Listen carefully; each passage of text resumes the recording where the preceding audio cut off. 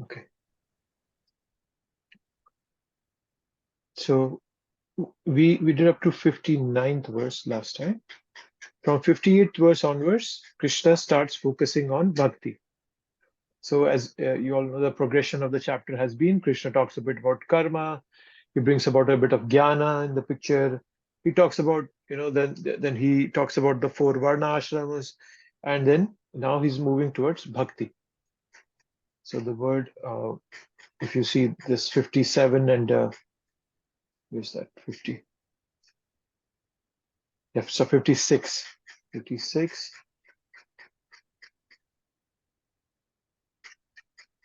55. Yeah, for 55 onwards till 54, he's talking about kind of a jnana, which is jnana, that you never lament, you never desire. But from 55 onwards, Krishna brings himself into the picture. Bhaktya mam abhijanati, yavanyas tatvata. And then 56, again, he talks of his devotion. So yeah, so we're in the bhakti phase now. So we'll get going from verse number 60 today. So what Krishna has asked Arjun to do is follow his dharma. And his dharma, and his dharma, his spiritual dharma and his material dharma actually both coincide. They're not different for him. That's not the case for everybody. It might be different for us, but for Arjun it was the same. Krishna was asking him to fight, and as a Kshatriya also it was his duty to fight. But as we know from the beginning of Bhagavad Gita, Arjun has been hesitant to fight. And so what Krishna has told Arjun is that there is varnashrama, there is your duties, and whether you like it or not, you will be forced to work in that direction, right? So Krishna is saying in this verse 60, under illusion, you are now declining to act according to my direction, but compelled by the work born of your own nature, you will act all the same, O son of Kunti, born of your own nature. Okay. So now an interesting word that I would like to highlight here is svabhāva. Svabhāva. Now interestingly, Krishna does not use this word anywhere in Bhagavad Gita except in this chapter. And that too in just 5 verses. I think he goes at verse, let me see if I can come to that.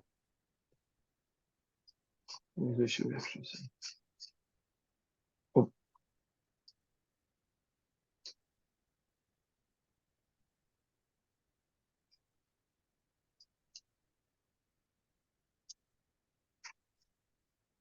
Okay, 39, 40.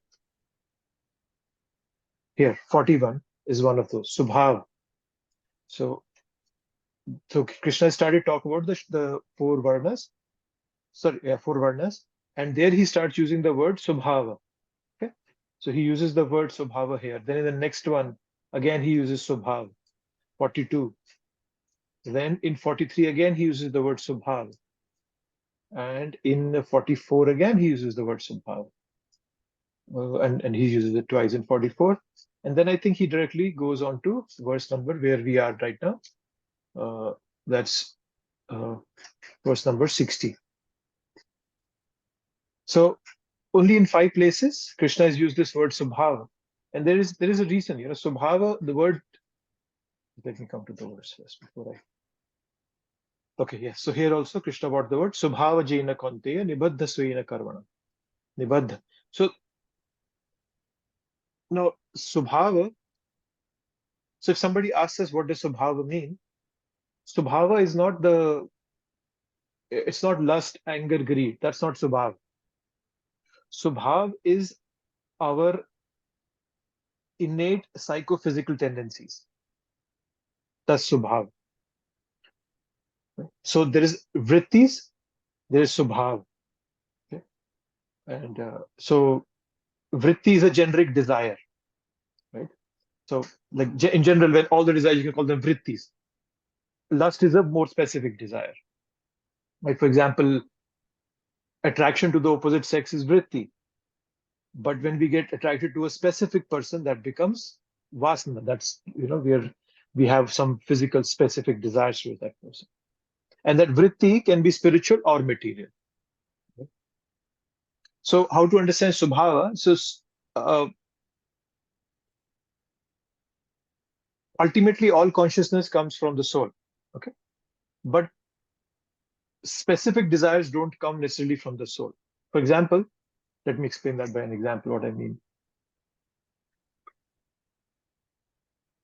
When I have a computer, so nothing happens to the computer till I start it. Okay, but once I start it, there might be viruses in my computer that can take over. So the original consciousness is coming from the soul, right? But when the soul passes through subtle body, the way that consciousness is expressed gets polluted, gets corrupted by the impressions of the mind. So so the pure soul is not in a varnashram. Okay, so the pure soul has no varnashram.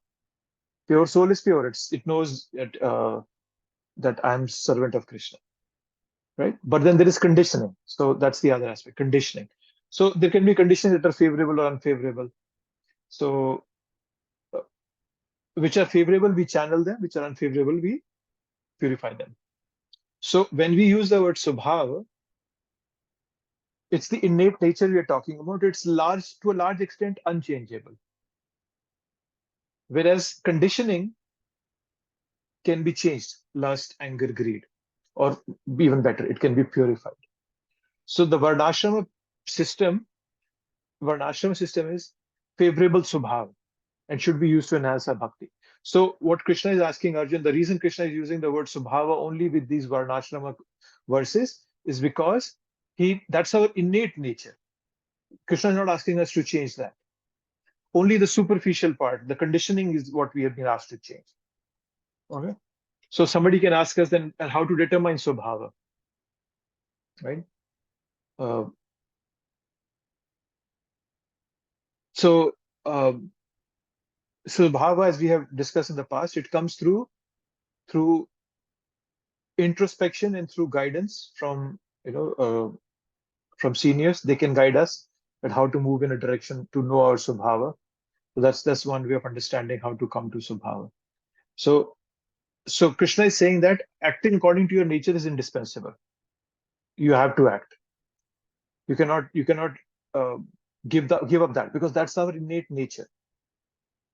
If we cannot. It's not like a dog will stop barking or something of that sort. So that's our innate nature, right? So acting according to our innate nature is indispensable. But then somebody can ask us, what's the point of Bhagavad Gita then? If Arjun was going to surely fight, it's his innate nature. Why do we even speak? Why did Krishna even speak Bhagavad Gita? It was so that Arjun could fight, but in the right consciousness. As I was saying earlier, our svabhāva is there, but the svabhāva can get polluted. Okay? It can be contaminated by my mind, by the impressions on my mind. For example, a Brahmana, even though they are Brahmanas, but then they might be more inclined to earn money. So that's a pollution of their svabhāva. So the purpose of speaking Krishna, and the reason Krishna is bringing up this concept of svabhāva, is because Krishna wants Arjun to fight in the right consciousness. What is the svabhāva? What is his svabhāva? So Krishna is enabling Arjun to use the Kshatriya tendencies and get elevated. So that's the important part of svabhāva here. And Krishna is bringing out this concept of svabhāva. Yes, Prabhuji, so I do understand what you meant by svabhāva, innate nature, but can we correlate svabhāva with dharma? Like the dharma of sugar is to be sweet, dharma of salt is to be salty, right? It's the innate nature. I'm just giving example. Can we correlate both the things, or no? Those are into two separate brackets. So let's put it this way. Let me try to explain it another way. When you say the nature of dharma of sugar is to be sweet, if you take that out away from sugar, it's not sugar anymore. Yes. So let's comparing it to us as a soul. My dharma is to be a servant of Krishna. If you take that out away from me, then my entity is insignificant. I'm nothing because that's my true nature. But then svabhāva is that so there is your uh, as you were saying, dharma, there is svabhāva, and then there is condition. Take it at these three levels. So so that's how to understand it. So conditioning is all like lust, anger, greed, which can be changed. And then my dharma, that cannot be changed, that can never be changed. Whereas the svabhāva is somewhere in between. It's mostly unchangeable. It's largely unchangeable, svabhāva. That is why Krishna is asking him to fight according to that, according to his nature. His nature is of a Kshatriya. Some people have a nature of being a Brahmana. Some people have a nature of being a Vaishya. They could do good business. If you put a businessman in doing a job, a 9 to 5 job, they will not do very well in that. Similarly, a person who's good at being a Kshatriya, if you ask them to do a 9 to 5 job, they might not be good at that. So that's their innate nature. So that comes somewhere between conditioning and your dharma. Got it, Prabhu. Yeah, thank you And so that's why Krishna is not talking about dharma here. much. Our dharma, as I said, dharma will come later because dharma is we are Krishna's servant. And that dharma never changes. It's written in stone.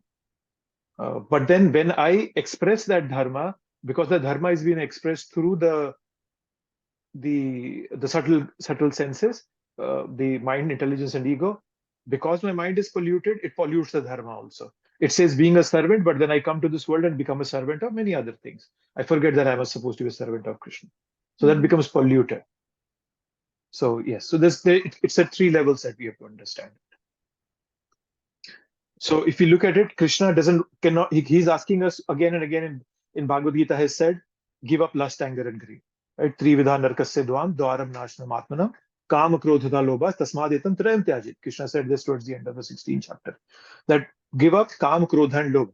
So that he's clearly telling, give up, give up, give up. Because that is our the external. That is we can change that.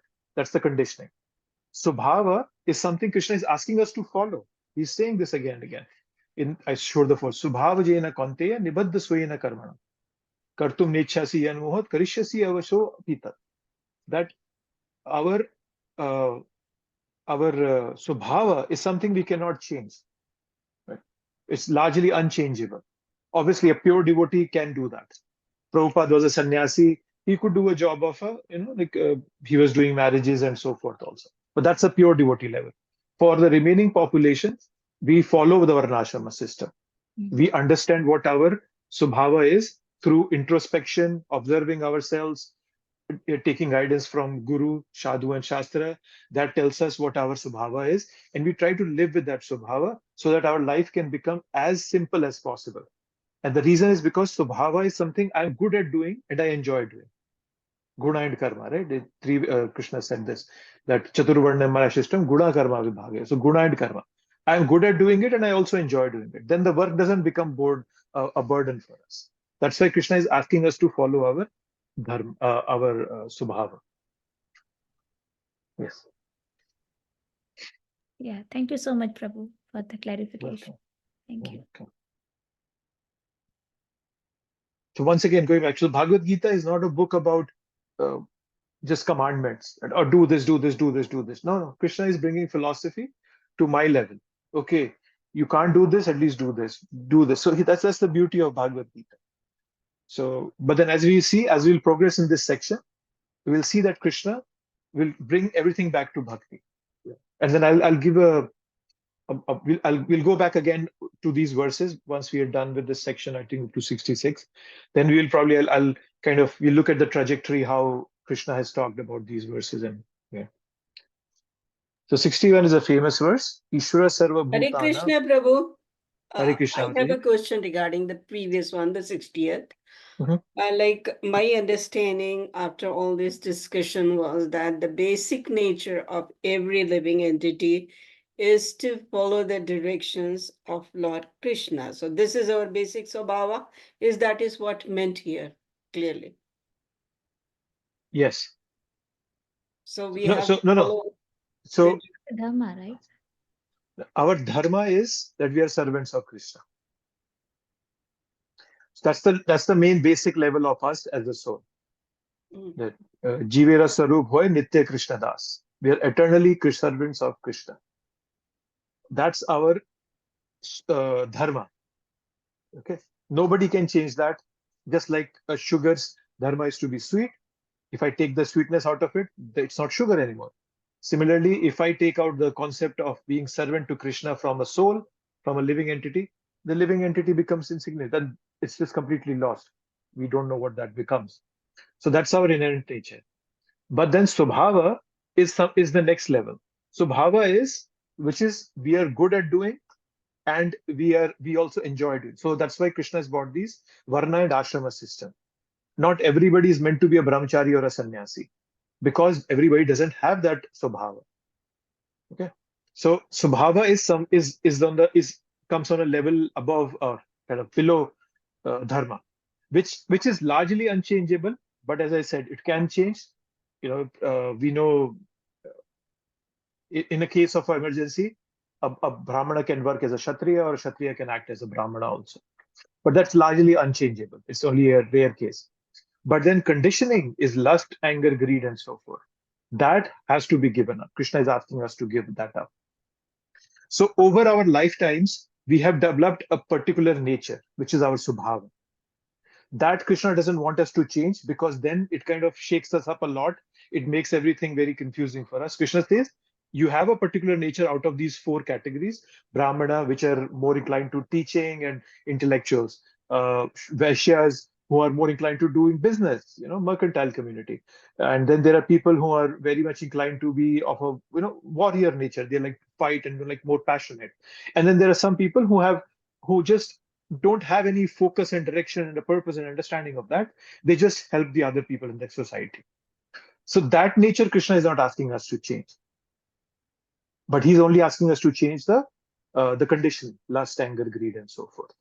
These are the three layers Mataji was explaining earlier. Yeah, that was also so nicely explained, but just I wanted to clear out that the basic nature, particularly of every living entity, is to be the servant of the Lord, or in other words, to follow the directions of Krishna, whatever.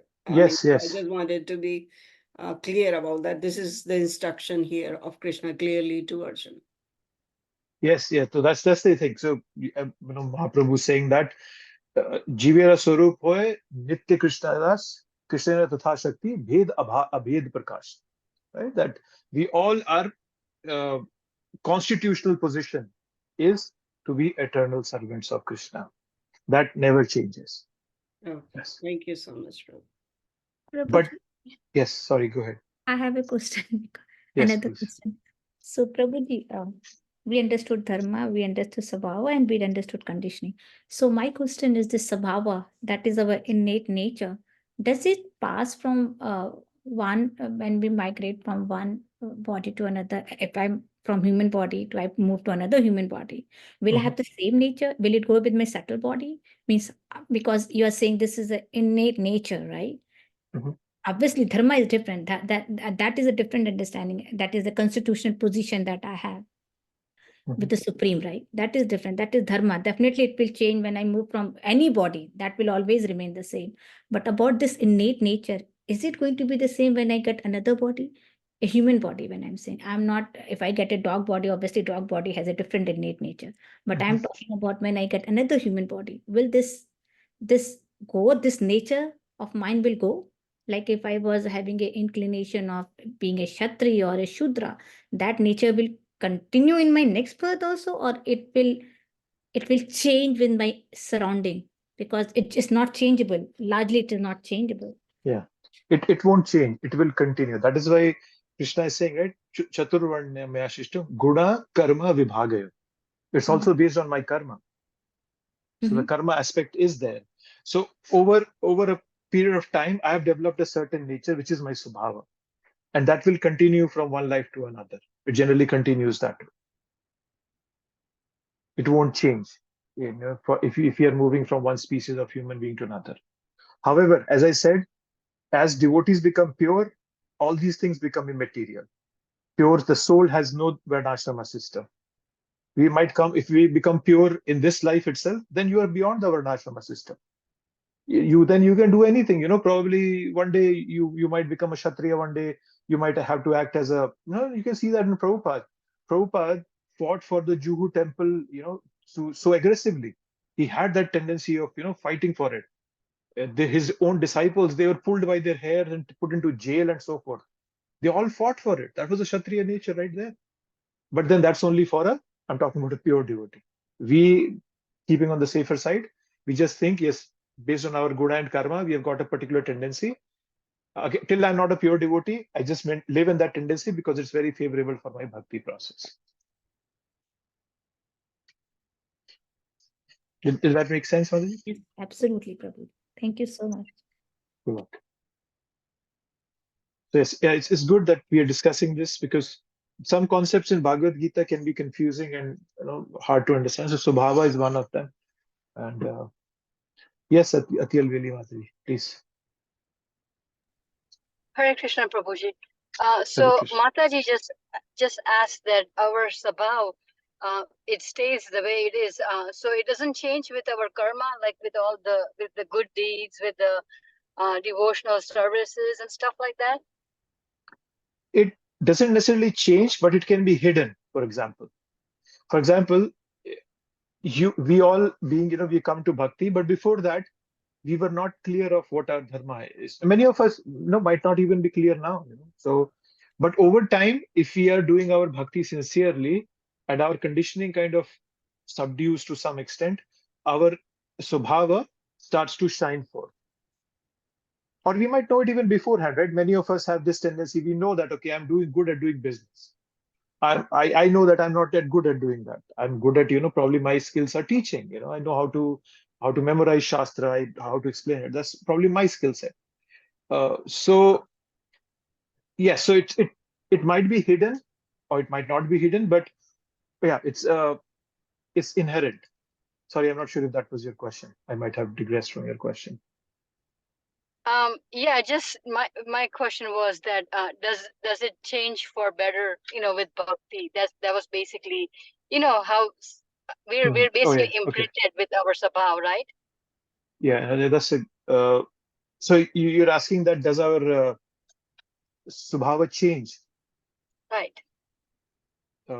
Yeah, it can over time, right? So, for example, if I tell you about varnashrama system, probably going into more details about varnashrama.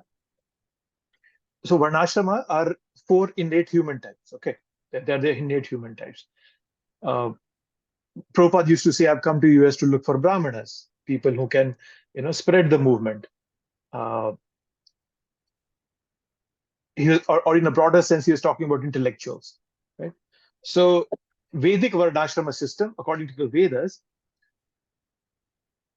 is a division when people are trained according to the natural human types. Okay, people types are recognized and trained accordingly. And as I said, Guru, Sadhu, and Shastra can help us in that. Introspection can help us in that. Souls are, and even when children come into a family, souls are attracted to a particular couple according to the couple's level of consciousness. And like, for example, Brahmanical soul is attracted to Brahmanical parents. So. So there's a good correlation between social and genealogical continuation. Okay, so but that's Vedic varnashrama system. Okay, but then this varnashrama system was polluted. It's what's called Asuri varnashrama system, which exists nowadays. It's Asuri. It's based on body. Okay, that I'm born in this family, and that Brahmanas start thinking that we are Brahmanas and we should be treated respectfully, and all that nonsense has come. Shudras being looked down upon. Then there is Daivi Varnashrama system. Okay, so the Daivi Varnashrama system, right? So in Vedic Varnashrama system, Shudra, by doing his duty, can be elevated to a Vaishya, and then to a Kshatriya, and then to a Brahman. Okay, so that's the way. Ata Pumbir Duja Shreshta Varnashrama Vibhagasa Swanusthis Dharmasya Samsiddhim Haritoshanam. That all of these can be purified by being Haritoshanam, by being in a devotional service towards Krishna. So in the Vedic Varnashrama system, to answer your question, sorry, I took a longer route just to give more details. We can progress from one ashrama to another. That's always an option is available to us. But when we come to Okay. bhakti is all purifying. Then wherever you are, you can immediately be converted to a brahmana and even beyond brahmana. You don't have to go through the stepwise progression as in the Vedic Varnashrama system. And Prabhuji, when you talk about devotees, I'm thinking you're talking about pure devotees, right? Who do unalloyed, uninterrupted service to the lotus feet of the Lord. Not we who are doing Vedi Bhakti, means it's a long run for us, right? Long way for that, right? So whenever you say about devotees, I'm thinking you're talking about our acharyas, our spiritual masters, who are really elevated, who have a mood of uninterrupted, unalloyed, unmotivated bhakti, right? Means that is what my understanding whenever we talk about devotees, right, Prabhu? Which context are you referring to? Can you tell me more Prabhuji, specific? just now you mentioned, right, the svabhāva can change, and we are talking about pure devotees like Srila Prabhupada. He Yes, was out of a the a Varnashram pure devotee. sister. Yeah, uh, he is beyond the Varnashrama So system. when Pure we talk devotees about are beyond. devotee, yeah, so the hope is when we become a pure devotee, then we'll be into that level where we can be Yes, like beyond one. Yeah, so you that's a you can long, do anything. Yes, it's not that that's you'll a be long run. specified to only one part of the society. You can Yeah, play multiple roles. Yes, so mhm, that at that point I'm talking about pure devotee. Yes, but yeah. even in our position, we can all progress. There is no problem that we all can progress, and even more than that, bhakti universalizes everything. Right? So this Varnashrama system is only a social structure. It's a supportive social structure so that we can do bhakti better, right? So that's why Prabhupada wanted a Varnashrama system so that the society is arranged in a way that we all can move towards Krishna, right? But then Varnashrama is not a requirement for bhakti. Bhakti even supersedes Varnashrama system.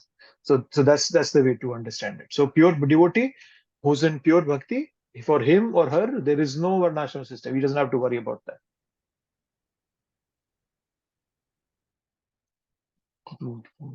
Okay. Hare Krishna, Prabhuji. Hare This is Krishna. very like interesting discussion. So, like the questions raised by other Matajis just got me into if suppose a person is born as a Vaishya and Hmm. all his life he's been like practicing that, and his innate nature is that of a Vaishya, and then suddenly he comes into Krishna consciousness and then develops all those qualities that are supposed to be Brahmanical. Does his basic nature, because that was acquired since the childhood, will change after he has acquired that Brahmanical platform? So you mean after second initiation, you mean? Yeah, I would say so. Second initiation, I mean, like that. Or like, even if he doesn't get second initiation, but he's practicing Krishna consciousness throughout sincerely.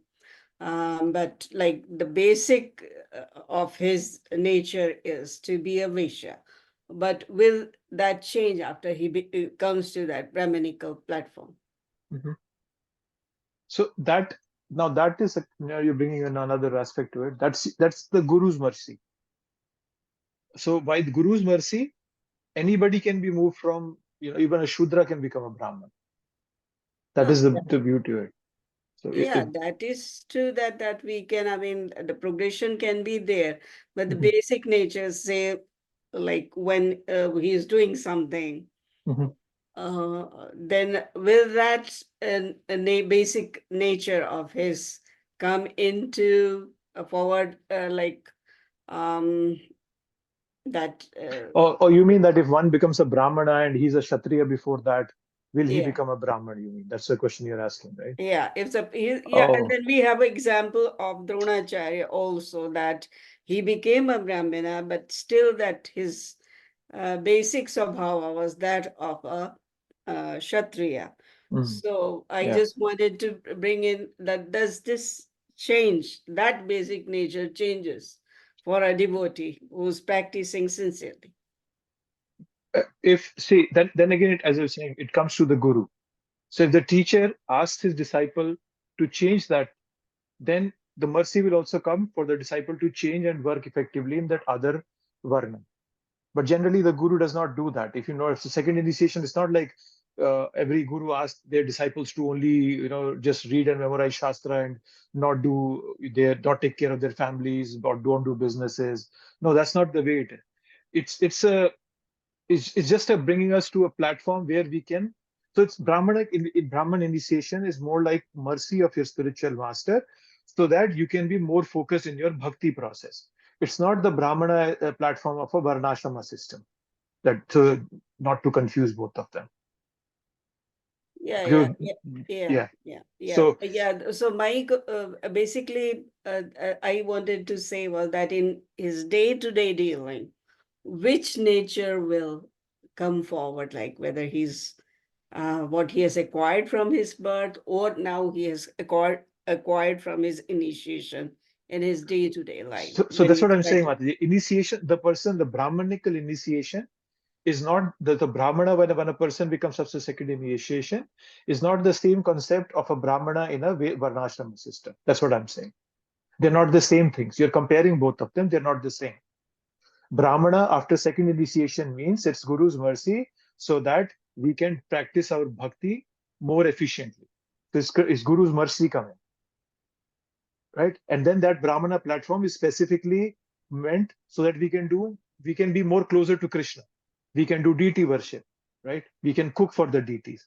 So we become more closer to Krishna by getting that second initiation. Whereas this Brahmana platform that we're referring to from a Varnashrama system is different. That's what I'm saying. We please don't confuse both. Don't think that they both are the same.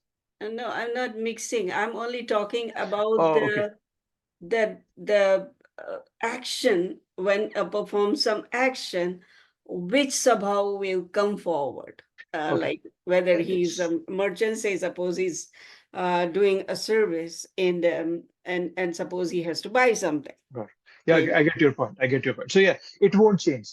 It won't change unless the Guru wants that. The Guru will give the knowledge and intelligence, give that mercy. If the Guru wants it to change, generally it doesn't happen. People, even after Brahman initiation, they continue doing whatever they were doing. I my second initiation, I still continue to work where I was working before my second initiation. So that does not change. Okay. To answer your question. No. Yeah. Thank you. Because there was an example of this Guru Dronacharya. So, but since we are practicing and I just wanted to know that basic tendency, rather vritti, does that go away or not? No, it doesn't go away. And the Guru will know that. The Guru knows what the disciple's innate nature is. The Guru will not ask the disciple to give that up unless the Guru can, Guru knows what the disciple is and what capacity the disciple has. He might ask the disciple to do things that the disciple might feel are beyond his or her capacity. But the Guru knows, no, you are ready for it. You go. Prabhupada did that. 15, 20-year-old, 22-year-old kids, or young boys and girls, they were sent to places like London. Go start a movement in London. Yeah. So a Guru can empower us to change our Varna. But generally, I have not seen that happening in ISKCON. At least in the current scenario, it does not happen. The Guru understands that, okay, this disciple is doing this. So the Guru always asks, okay, you continue doing whatever is favorable for your bhakti, and you progress in bhakti. The Brahmanical initiation is just to bring you closer to Krishna. You can do services that are more close to Krishna, and you can be more focused in reading Shastra, in your chanting. It's more of a mercy package coming from the Guru. Yeah. Now we understand completely, because I thought after getting involved with the bhakti, that Brahmanical tendency comes forward, and then that basic nature that we have acquired through our birth slowly goes away or something like that. No, that doesn't happen. Even Prabhupada disciples you take, right? Like the Prabhuji, he's my name is the grandson of Ford. If I forget his name, what was his name? Amrish Prabhu. Yeah. So he's heading the Mayapur project, which is a deeply entrenched business, right? Imagine you have to make in a communist state. West Bengal is a communist state. They're making a Hindu temple. And so he has to deal with so many politicians, so many, these government officials. He has to please them. He has to probably, I don't know, take care of them, make them happy and everything. He's doing it. So it's not like, even though he's Prabhupada disciple. So Prabhupada knows that, okay, this guy, you're doing your duty as a Vaishya, you continue doing it but now you do it for Krishna fully. So now you have become everything, all your Varnashrama system is now fully Krishna conscious. Yeah, just to engage that vritti Yes. in service of Krishna would be a better choice. Okay. Yes, Yeah. yes, that's it. Yes. Thank you for this lively discussion. So 61. 61. Okay. So we just heard in 60, Krishna is saying, do your duty. Okay. So that's an interesting thing. Okay, Krishna, I'll do my duty according to my to whatever my nature is. But now immediately in the next verse, Krishna is saying, where is that? The Supreme Lord is situated in everyone's heart, O Arjun, and is directing the wanderings of all living entities, who are seated as on a machine made of the material energy. So this is interesting. So now suddenly somebody can ask, okay, Krishna, you're telling me just do my duty according to my nature. So is nature supreme? No, Krishna is saying, no, nature is not supreme. The Lord is sitting right in your heart. Okay. So he's saying, and Krishna says, Hirdeshe, which means location in the heart. As we have read earlier, the soul is in the heart region. It's not necessarily sitting in the heart. It's in the heart region. So soul, super soul, both are in the heart region. So what Krishna wants to strengthen here is that that there is a supervisor still sitting in there. Yes, you have your nature, but don't start to get into again the concept. We have read earlier in Bhagavad Gita that people start thinking, oh, it's all me and me. I'll figure it out. That's demoniac. So Krishna is asking us, yes, you have your nature, you work according to that, get purified, move forward. But don't forget that there is a Lord sitting in your heart also, right? The Lord is a supervisor. So that's what it is. So before any execution of any activity, there is desiring. There has to be a desire, and that desire has to be sanctioned, right? So this is Brahmyam. The word Brahmyam comes here, means wandering. So Lord causes the soul to wander, means that the Lord sanctions the desires and provides the facility for the soul to move according to desires. So Krishna is providing the overall framework, and within that, living entity is working. For example, soul in a dog's body cannot start chirping like a bird. Right? So idea is, we are to some extent controlled by our nature. Okay. But then Krishna is saying that Lord is in everyone's heart, and what does he do?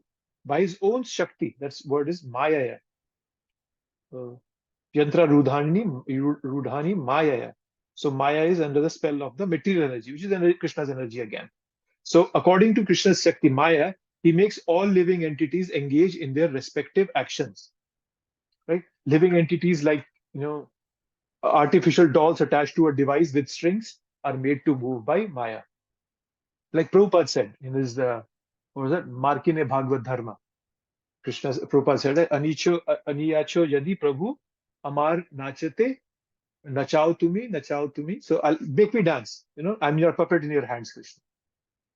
So that's the way to understand this. So Krishna is telling us that, okay, your nature, work according to it, but then he's saying, don't forget that there is a sanctioner sitting in you also. So kind of summarizing what he has taught earlier, that, okay, fine, yeah, don't get into that false concept that you are the controller. There is Ishvara Sarva Bhutana. Ishvara is the Supreme Lord. He's the controller of all controllers. And as I said, he's situated in the heart region of the heart.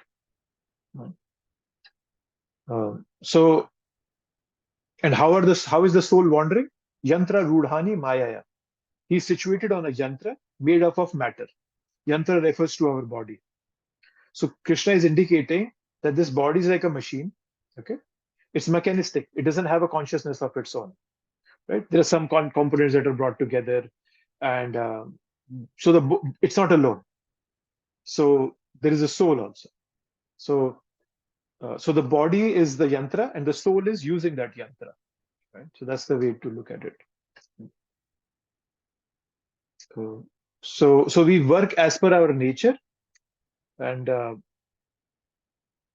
the material nature will engage us. We cannot give up our nature. And in this verse, Krishna is telling us that the nature, you and as well as your nature, they both are controlled by the Supreme Lord. So that's why in the next verse now we'll read, Krishna will tell, okay, now you surrender to the Supreme Lord because I'm asking you to work according to your nature, but understand that you and your nature both are controlled by the Supreme Lord. So that's the next verse that comes in. 62. O scion of Bharata, surrender unto him utterly. By his grace, you will attain transcendental peace and supreme and eternal abode. The supreme and eternal abode. So, first Krishna tells Arjun, do work according to your nature.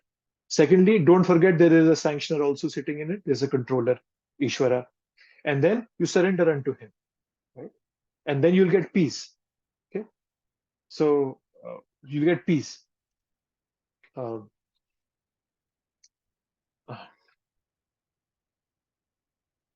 So now you will notice that in these two verses, I think, where's that? 61.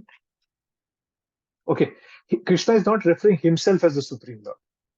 He's speaking in third person as if the Supreme Lord is situated in every verse. In the next verse also, Krishna says, surrender unto him. Like he's not saying surrender unto me. The reason being because here he's talking about the Paramatma. Right? So that's a question somebody can ask you, that why does Krishna refer to a third person as the object of surrender in these verses? So Krishna's focus in the Bhagavad Gita is to provide a progressive philosophical education. Right? And he gives conclusions based on various levels at different places in the Gita. So Krishna is a thought flow here. He's using the third person when he wants to talk about material nature and controller of the nature. When he wants to differentiate between Paramatma and Bhagavan.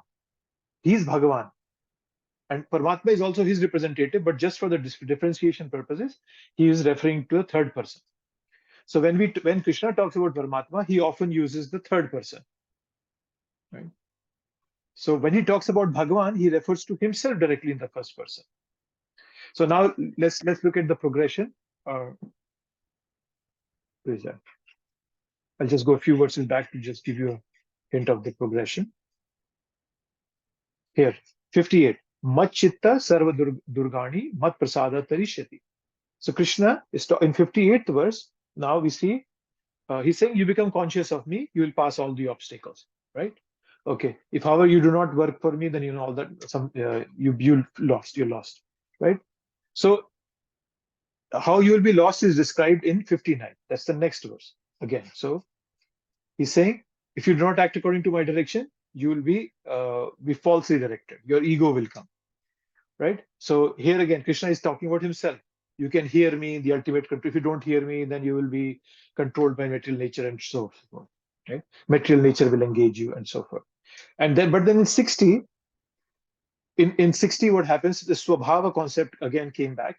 So Krishna is telling Arjun that now you're telling you will not fight, but if you act as a mendicant, you start acting as a beggar as you're thinking, and somebody suddenly doesn't give you alms, what you're begging for, you'll get angry because your nature is a Kshatriya. So you will be bound to act as per your nature. So Krishna has given the alternate of surrendering unto him, which is mentioned in 58 and 59. Okay, so he's now giving an alternative. Okay, if you cannot surrender unto me, what you do is you can, you have to have somebody who have to consider as supreme. Okay, fine, you don't want to consider me as supreme, but then there is a Hirdeshe Arjuna Tishta. There is a controller sitting in your heart, right? So then you surrender unto him. That's the concept of 61, right? Hirdeshe Arjuna Tishta. And then the 62 verses. So here Krishna has already explored the option of surrendering unto him. And for those who are not ready to do that, he's telling the consequence. You'll be bound by material nature. If you don't want to be bound, then you have to surrender to the controller of the material nature. Okay. So yeah, fine. You cannot surrender unto me. Your mind is not in that position. Your intellect is not that purified. Your consciousness is not purified. Then you surrender unto the controller, the Paramatma sitting in your heart. So here he's giving a philosophical analysis. So that's why now in the next verse, Krishna will ask Arjun to deliberate and decide. So that's kind of a progression. You see from 58, 59, Krishna says Mam, he talks about himself. But then 60, he says, if you don't do that, you will be controlled by material nature. And then he says, okay, fine. If your consciousness is not purified enough, you're going to be controlled by material nature. At least surrender to Paramatma. At least we understand that concept. So as I was saying, it's a very user-friendly spirituality that Bhagavad Gita offers to us. So that's where we are in 61 and then 62. And then Krishna talks about peace and peace being brought here. So he's saying that, yeah. So we'll read about the 63rd and 64th when we come here. So going back to the purpose I brought this up, actually, he's talking in third person to differentiate between himself as Bhagavan and the Paramatma feature. So whenever that is needed in the philosophical context. So that's the first reason Krishna speaks in third person. Secondly, to guide seekers on path other than the Bhakti Yoga, who are not yet ready to surrender to him. To convey to them that there is a controller to whom you can devote yourselves. So that's the reason why Krishna speaks of a third person. You want to bring that out. Okay. Any doubts about the third person reason why Krishna is speaking in third person?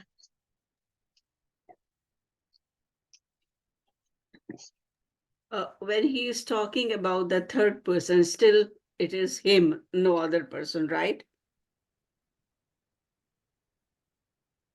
All the three, right? Brahman, Paramatma, Bhagavan. Yeah. They're complete in themselves. It's Krishna himself, but they are manifesting according to the seeker.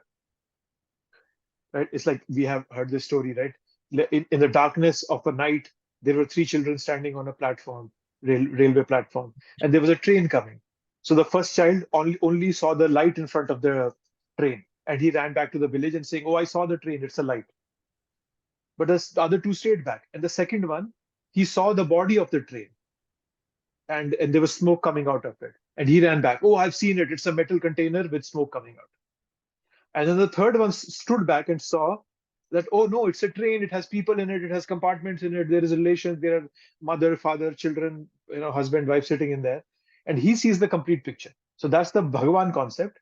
The middle one was the Paramatma concept, and the earlier one was the Brahman concept. The train is complete in itself. So all those three concepts are complete in itself, but the way we perceive it, because of my incomplete knowledge, Krishna presents himself. Okay, fine. You cannot yet perceive the concept of Bhagavan, a blue boy having fun with his friends and family. You cannot grasp that concept. Grasp a concept of God sitting in your heart. If you can't get that concept, get a concept that this creation is being run by an intelligence. So they all are the same, as you rightly said, but the person who's perceiving them sees them differently. They all are the same. Bhagavan, Paramatma, Bhagavan. Okay, was that helpful, Maji? Thank you, Prabhu. Yes. Okay. You're welcome. Okay.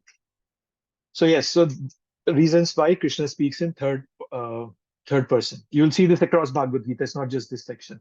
Many places Krishna will speak in third person. So don't get confused that he's talking about somebody else. He's just trying to make it very easy for people who are not bhakti yogis. He's just making it easy for them. Okay, fine. You cannot understand me as Bhagavan, understand me as Paramatma or Brahman. That's why he speaks in third person. So he's asking Arjun to surrender to that one. Okay, so now Krishna comes, he's saying, "Thus I have explained to you knowledge still more confidential. Deliberate on this fully and then do, what you wish to do. Vimrishita dasheshena yathichhasi tatha kuru." So a very beautiful verse. Then Krishna is asking, Arjun, now you do what you feel like. So do some intellectual contemplation and then do as you choose. Right? Bhagavad Gita is giving choices. The whole purpose of Krishna is to guide us to use our free will properly. If a child has $100 note, he will not know the value of that note. He might just give it away to anybody. But the parents can guide the child how to use the money wisely. Similarly, purpose of Krishna's direction is not to deprive us of our freedom, but to ensure that we don't deprive ourselves in the name of freedom. So Bhagavad Gita is giving an elaborate analysis meant to guide Arjun and all of us, the listeners, to the best action possible. You can contemplate for as long as you want. But how will that help? We have to, you can, without this knowledge, you can do a lot of contemplation. People ask a lot of weird questions. Why isn't a square round? Or something like that, random question, right? Nonsensical question, which can never have an answer, right? We will come to false conclusions if I just contemplate by myself, right? So, but when we contemplate using this confidential knowledge, then we can go from sadhana to siddhi. And all the other scriptures point to it. We have read the Nectar of Instruction, right? Third verse. Utsaha nishcha dhairya tat karma pravartan. Sangatyage shaturvitti sadvir bhakti prasiddhyati. Utsaha nishcha dhairya. So having that utsaha nishcha and dhairya in bhakti, that that pushes us forward. Okay, so Prabhuji, you very beautifully said, would you mind repeating it? When we contemplate using this knowledge, we move from sadhana. What did you say? It was beautifully explained. sadhana to siddhi. Yeah. You become perfect. Thank you so much. Yeah. Yes. So when we keep reading the Bhagavad Gita, Krishna will read this in the next few verses that will be coming. Krishna will say this: you are strengthening your intelligence when you read this Bhagavad Gita.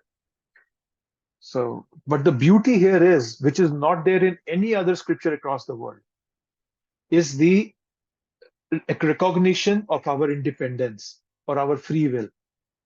That's what Krishna is doing. He's acknowledging our free will. Vimreshata dachesena yathichhasi tatha kuru. Right? And he's using deliberate on this. What was that? On this fully. So he's asking deeply deliberate on this, Arjun. He is appealing to Arjun's intelligence. And then you do what you want to do. Okay. And then we'll see in the next verse later on, Krishna Arjun says that, okay, Karishe Vachanam Tava. He says that. But so the free will, our free will, so and the beauty is, when we use our free will properly in Krishna's service, our free will can increase or decrease. What I mean by that, for example, alcohol, right? Somebody starts drinking alcohol, that limits that person's independence. So similarly for smokers, right? So there is a great distance between the impulse. So what I'm saying is that when we move away from Krishna's orders or Krishna's guidance, then our free will becomes smaller and smaller. It's like we are living in a society and we don't follow the orders of the society. Our freedom becomes curtailed. The cops can come and also they'll put you in jail for some time, and when you come out, you have a parole officer whom you have to go and report every day. So your freedom is restricted. But as we are good citizens of the society, our freedom is, it's good. The police is not coming at my house every day and asking me, oh, where is Prem Dham? What is he doing today and all that? Because so I have some amount of freedom. So so in this life also, our free will can increase. The scope of our free will can increase or decrease. Because when Krishna sees that this person is acting fully accepted my orders and he's following it sincerely, he or she, then Krishna increases the scope of that free will for us. Then we become more effective in our bhakti and in our preaching, in our outreach. So that's what Krishna is saying. If you harmonize with me, then things will work out perfectly for you. If you don't, everything will be curtailed. So let's see, Prabhupada, what is Prabhupada saying? Is there anything? No, I've not put in there. Okay, so let's move on to 64. Because you are my very dear friend, I am speaking to you my supreme instruction, the most confidential knowledge of all.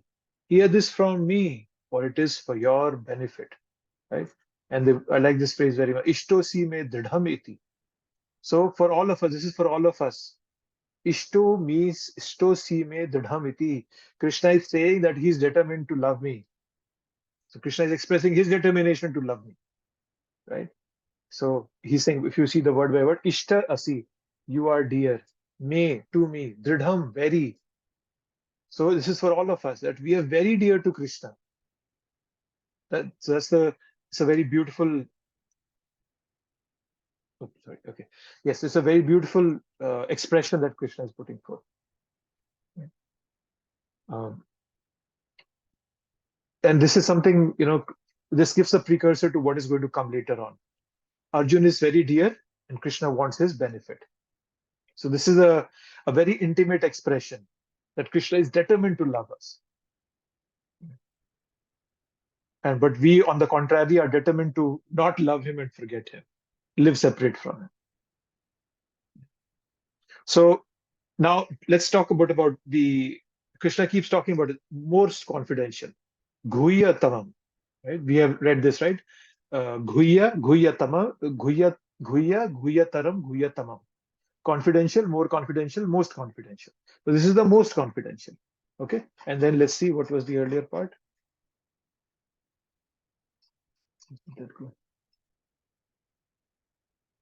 So is that good?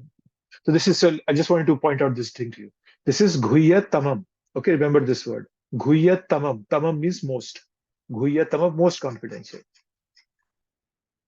Guhya taram. This is the verse before that. This is verse number 63. Taram means more confidential. So this is more confidential. So Guhya taram, Guhya tamam. So what is Guhya taram here? Which we have read in the earlier verses, knowledge of Brahman. Okay, that is more confidential. Okay, still more confidential is sorry, I'm sorry, I missed it. Confidential, more confidential, most confidential. So the confidential part is the knowledge of the Brahman. Okay, 54, 55, we read that. The knowledge of the super soul is more confidential, but the most confidential part is surrendering unto the Supreme Personality of Godhead. Sorry, I initially confused that. But so Guhya is the Brahman concept, right? And I'll quickly show you the verses that were being talked about here. It was 54 and let's see if I can 54 and 55. Yes. So this is the Brahman concept, right? So who realizes Brahman becomes fully joyful, equally disposed towards living entity, still on this bodily platform and in this worldly platform. 84 and 85. Okay? So what's that? Yeah. So get into the kingdom of God. So yeah, so this is the Brahman concept that was being talked about, Brahma Bhuta Prasannatma, and the 54th also was giving those details of the Brahman platform. This is Brahma Bhuyai Kalpate. This is 53 and 54, I think. 51 to 53.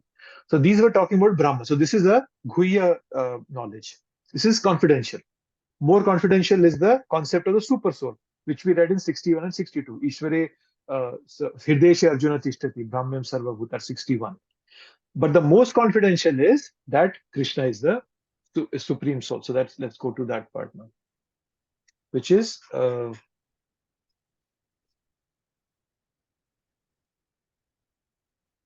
Guhya tamam. So this is the most confidential knowledge. What is that? Now Krishna will say in the next word. What is the most confidential? Manmana bhava mad bhakto mad yaji mam namashkuru mam evashyasi satyam te pratijane priyosi. So this is the most confidential. Confidential Brahman, more confidential super soul. Sorry. And the most confidential is being surrendering unto Supreme. That's the most confidential part. So now you'll notice that this verse is very similar to another verse we read in the last verse of the 9th chapter. Manmana bhava mad bhakto mad yaji mam namashkuru mameva shyasi sat. No, this is Manmana bhava mad bhakto mad yaji mam namashkuru. Oh, I forgot that. I'm missing that verse. But that's the 34th verse of this. So,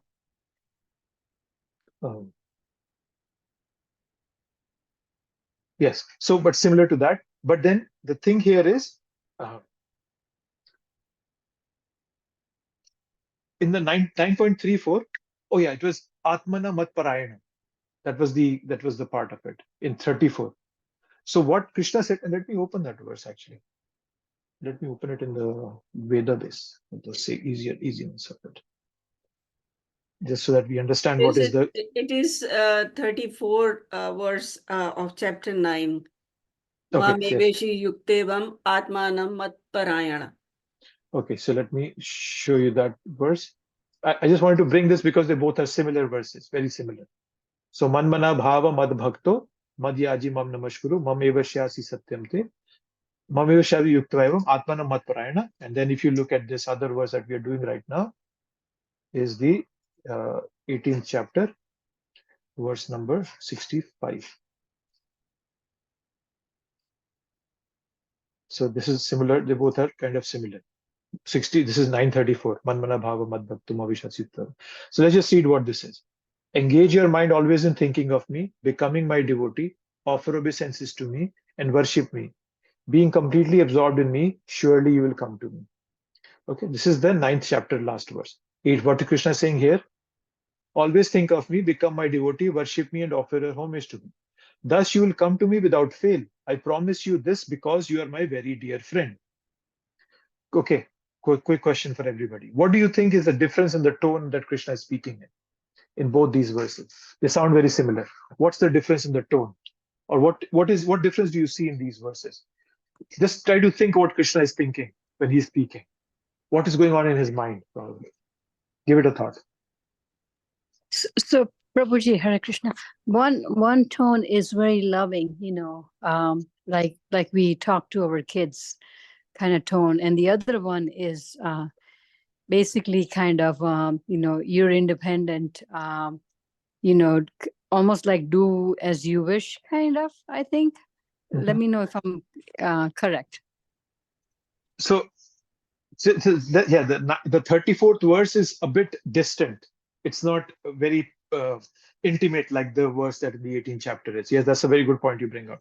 Any more thoughts? What difference do you see in both these verses, 934 and 1865?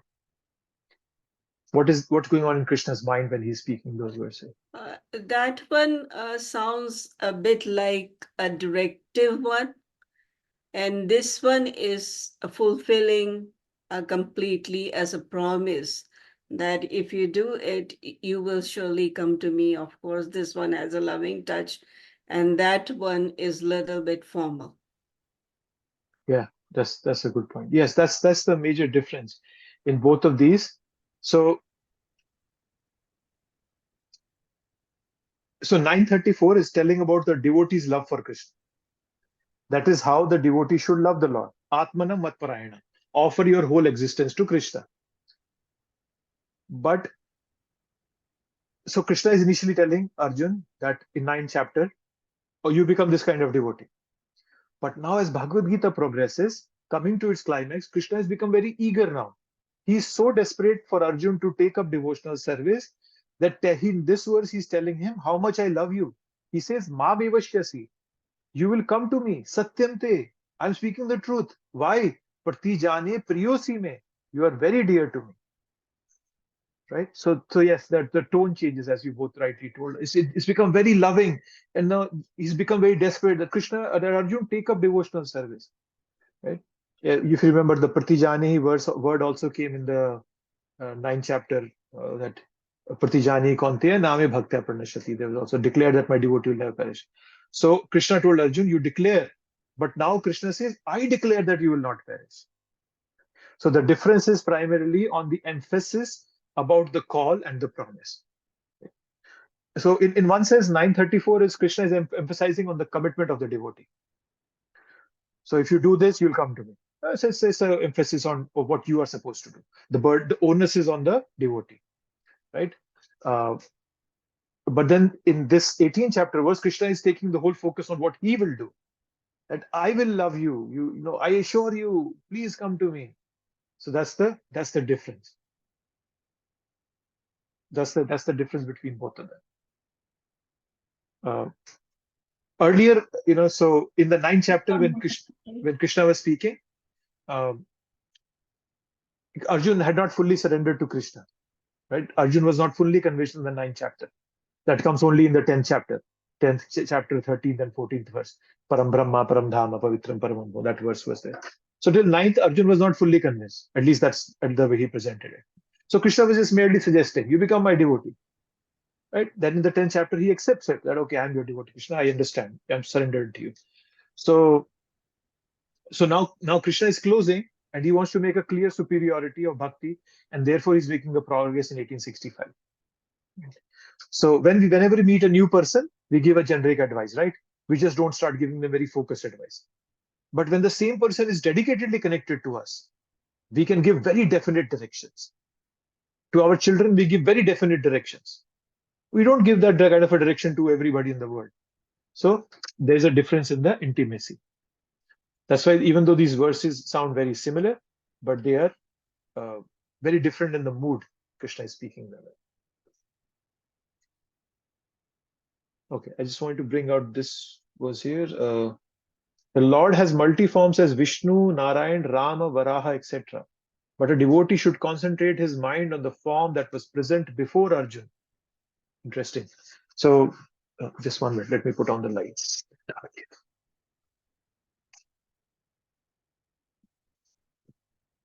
So, I lost one. Yes. So, so there is a, how do you call it? There is tattva. There's an absolute truth. So the Vishnu tattva. So they all can help. They all can liberate us. Okay. But Prabhupada is saying, but you surrender unto the form that Arjuna is seeing. So there is a sense of rasa. There's a sense of love. Let me see. Am I on the right verse? I'm just getting a bit confused. Oh, yes, it's the right verse. Yes. So, but then here it's the concept of more of a rasa. It's not fanaticism. Okay. Oh, just love Krishna. Everybody's not. Oh, no. Love of Krishna is at one level most accommodating. Right? Krishna is ready to accept us in all, Vatsalya, Madhurya, Sakya, Dasya, Shanta. He's ready to accept us all in forms. Right? So he is very, very accommodating. That's why when in the pastime of gopis, when Krishna disappeared, he appeared as Vishnu. Gopis from far thought he was Krishna, but when they came close, they saw Vishnu, and they got disappointed. Gopis didn't kind of deride Vishnu and say, "Oh, you are useless." No. They paid their obeisances to him. But when Radha came, Krishna could not maintain his Vishnu form. So as I was saying, there is tattva and there is rasa. In tattva, all forms are capable of granting us liberation. But when one gets that taste, one becomes fully joyful. Right? So you have to understand that Prabhupada at many places gives a broad message, right, with the goal of outreach. Okay, so his goal is outreach, to reach out to many people. So he'll give a pretty broad message. But at many places, Prabhupada gives lofty teachings of the tradition that he belongs to, Gaudiya Vaishnavas. Right? So Gaudiya Vaishnavas, as Gaudiya Vaishnavas, we have this intimate personal reciprocation with Krishna, right? Which is far more intimate than any other forms of God. So rasa is more enjoyed in Krishna's form. Right? It's not fanaticism. Fanaticism is to say, oh, my God is the only God, and we have to destroy every other God. So no, Gaudiya Vaishnavas accept all the other forms and their capability to offer liberation. But when it comes to rasa, that we understand Krishna is complete in that. Right? No other form has that. Vaman Dev came, he was as a child he came. So there was no, you cannot have a loving relationship. You can have a Madhurya Ras with Vaman Dev. Narsingh Dev, you cannot have with Narsingh Dev, all the demigods were standing in front of him with with hands. They were awe and reverence. There was Shanta and Dasya Ras there. No, you cannot have a loving relationship with Madhuri or Vatsalya with Narsinghdev, right? So, but then in Tattva, they all are powerful, equally powerful. But when that loving relationship comes, then that relationship becomes complete. Then we are able to make a much deeper connection. That is why Prabhupada is saying here that a devotee should concentrate in mind on that form that was present before Arjuna. Don't think that Prabhupada is deriding or he's saying that these other forms are lower than Krishna. No, he's not saying that. Okay, then Hare comes the word. Krishna Prabhu, again, Yes. I have a question regarding this. Like here, it is asked to concentrate only on the form of Krishna present before Arjuna. But if suppose a devotee has a special affiliation to any of this mentioned avatars of Krishna, say suppose it's Vishnu or Narayan or Rama, and I mean, and their thought cannot go otherwise other than these particular forms. In that situation, what should that devotee do? No, he should continue his bhakti to these other forms. There's no problem in that. No problem at all. Rupa Goswami, Sanatana Goswami had a brother, Anupama. His name was Anupam. Anupam was a devotee of Lord Ram. Chaitanya Mahaprabhu once told Anupam, he was very devoted to Mahaprabhu also. He told Anupam that, Anupam, you should chant the name of Krishna. And Anupam, the whole night, he chanted the name of Krishna, but he kept crying. Next morning, he came to Mahaprabhu and said, I tried my best, but I couldn't remove Krishna, Lord Ram from my heart. Or he said, I couldn't change my focus to Krishna. And Mahaprabhu was very happy with him. So here the purpose is not to say that these other forms, if you have focus on them, that's not complete. You remove that focus and bring it to Krishna. As I said, we are not fanatics. It's not fanaticism that only my God is the perfect God. All the other forms of God are incomplete. Forget about Muslims and Christians. Even in Hindus, all the other forms are incomplete. No, I'm not saying that. Prabhupada is just saying that if you really want to have a loving relationship, and if there is a desire for it, then the form of Krishna is the complete one. But then there are devotees who are in a Shantaras, who are in a Dasyaras, as a servant. That's fine also. Like, we have Hanuman. He was in a Dasyaras. He is one of the best devotees. So there is no harm in that. To answer your question, there's no harm in that. Devotee should continue in whatever bhakti, whatever form of Krishna they feel the most enjoyment in. Prabhupada's only purpose is to tell us that that Krishna's form is most complete because you can have relationship in many different ways. And there are different options. Let's say you have a house with only one door versus a house with 10 doors, so you can enter from whichever door you want to. That makes it easy. That's what, in that way to understand.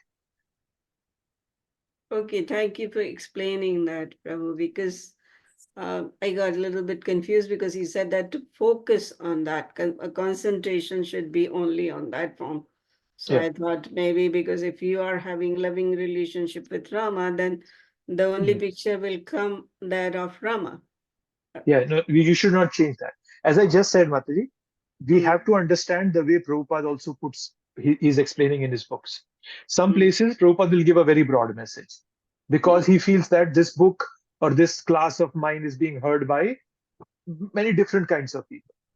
But some places, he'll be very focused. He will express what is in his heart. He will express the tradition he belongs to, Gaudiya Vaishnavism. Gaudiya Vaishnavas love Krishna. So there is no harm in showing what is in my deep. So I'm just trying to give you the mindset of, obviously I'm not in a position to fully understand Prabhupada's mindset, but whatever little I can understand is sometimes he'll give you a very broad message, sometimes he'll be very specific, and that specificity comes from the tradition he belongs to. Yeah, because this came to me as his final instructions, so I was kind of thinking, what about, No, don't think it well. It's that wherever you feel that enjoyment, because we cannot do bhakti if there is no loving reciprocation. It becomes very harsh. We cannot become hard-hearted that, oh, it's only Shanta and Dasya, it's only all awe and reverence, and it's only restrictions, rules, and seriousness and all that. No, everybody wants loving relationship, and that comes completely from Krishna. But if you find it somewhere else and you feel your heart attached to something, that's fine also. Prabhupada is just expressing what's in his heart, the heart of a pure Gaudiya Vaishnava, an Acharya of a Gaudiya Vaishnava Sampradaya. And also, I have to remind you that last time we did discuss about that false ego aspect and how we can get false ego out of our system with practical examples. Okay. I forgot about that, Modish. Okay. No, next week we'll have a special section for that. I'll keep that in mind. Okay. Sorry, Thank you. just completely forgot. Yeah. Okay, so now we are coming to the most important verse of Bhagavad Gita. Krishna has talked about all different dharmas, Gyan, Dhyan, Varnashrama, so much. Krishna is now saying, forget everything. Abandon all varieties of religion, just surrender unto. I shall deliver you from all sinful reactions. Do not fear, Mahashucha. Right? So, Krishna is the only object of worship, and surrender to Krishna is the only means for elevation. Give up all other sadhanas and take up only the sadhana of bhakti. Okay? So Mam Ekam means means that give up all other sadhya, right? And make Krishna your only sadhya. Sadhya means what is the goal of your practice, right?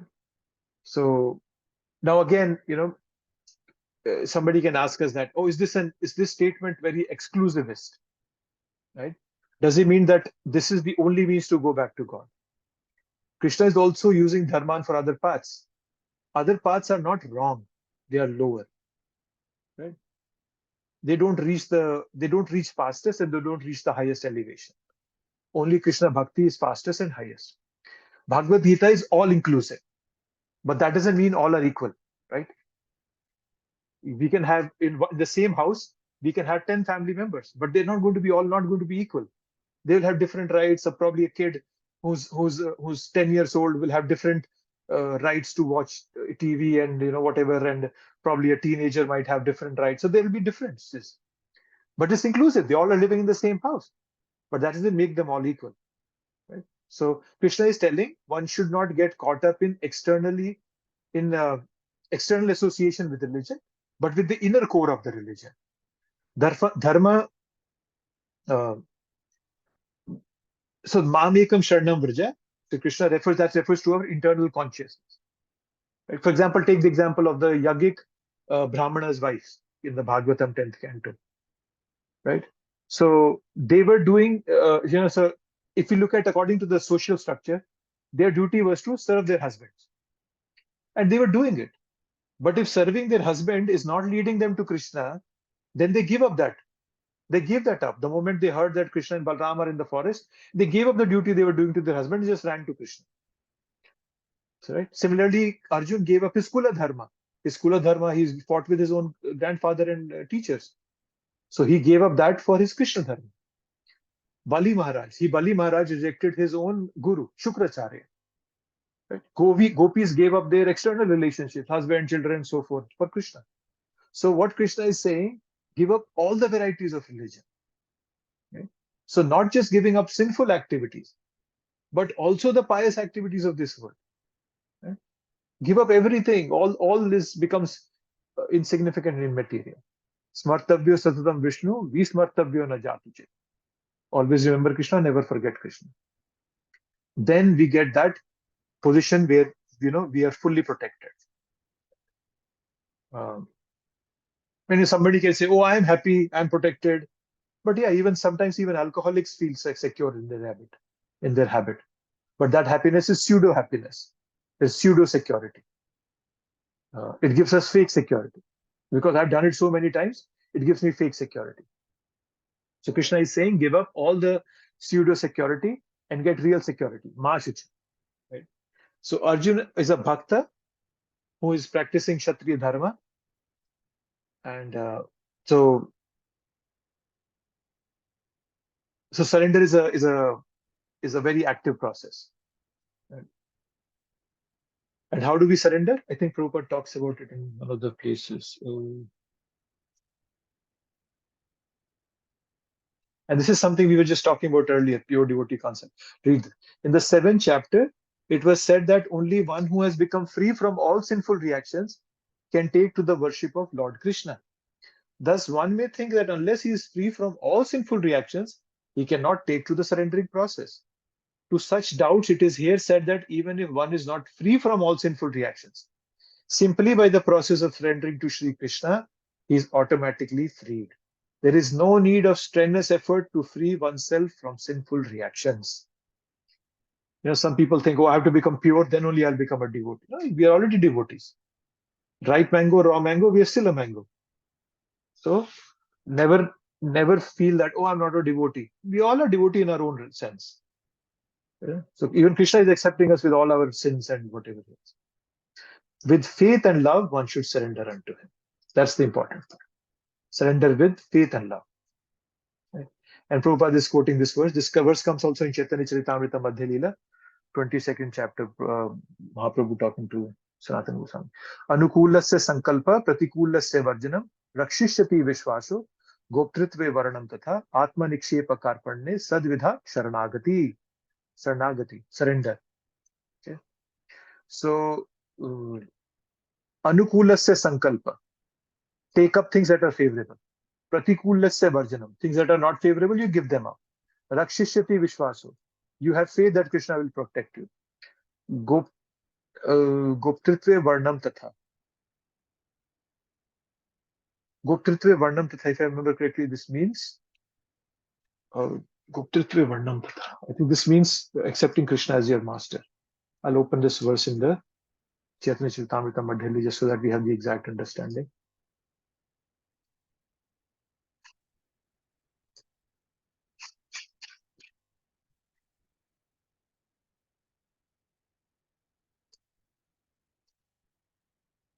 So this comes from Chaitanya Charitamrita. It's also given in this. Prabhupada is quoting Hari Bhakti Vilas, but it's also in Chaitanya Charitamrita Madhya Leela. So yes, so Goptritve is being the guardian, like the father, master, or maintainer. So we accept Krishna as our master. So accepting things that are favorable, rejecting things that are unfavorable, conviction that Krishna will give protection, acceptance of the Lord as one's guardian or master, full self-surrender, and humility. This is the meaning of the word Sharanagati, surrender. So if somebody asks, okay, Krishna is saying, surrender to me, what does surrender mean? This is what surrender means actually. Yes, so Smartavya Sarvam Vishnu, we Smartavya, always remember Krishna. How to remember Krishna? We can always remember Krishna by having a sense of helplessness. Akinchana. The word Akinchana is used by Kunti Devi in the first canto, 8th chapter, prayers by Queen Kunti. Janmeshwarya Shruta Shribi, Edmana Madhapuman, Naibharti Abhīṣṭa-dohaṁ vai, Tvam Akinchana Gocharam. Right? That you are only achieved by people who are Akinchana. So, who are helpless. So Prabhupada is saying that in the purport. Being that, I think he brings that out in the purport somewhere. Did I miss that? Where is it? Yeah, he's saying that one should be confident that in all circumstances, Krishna will protect him from all difficulties. One should always think himself helpless and should consider Krishna the only basis for his progress in life. So this helpless concept is the Akinchana concept that I was referring to. So, and we can become aware of that if we are analytical enough. You see people losing their intelligence anytime. People's heart stops working anytime. So we should all thank our heart every morning. Thank you, my friend. You've been beating for non-stop for so many years, decades and decades. So, but we don't have control. So we are helpless. My heart can stop beating any moment, and I wouldn't be able to do anything. Right? So any sense of what's it? Who was that? Helen Keller. She said that any sense of security that we have in this world is merely an illusion. And that's what Krishna is saying here. Sarvadharma, all this is, forget everything, come to me. That's what Prabhupada is telling us. Surrender to Krishna. Okay, I'll pause here because we are at 8:29. Quick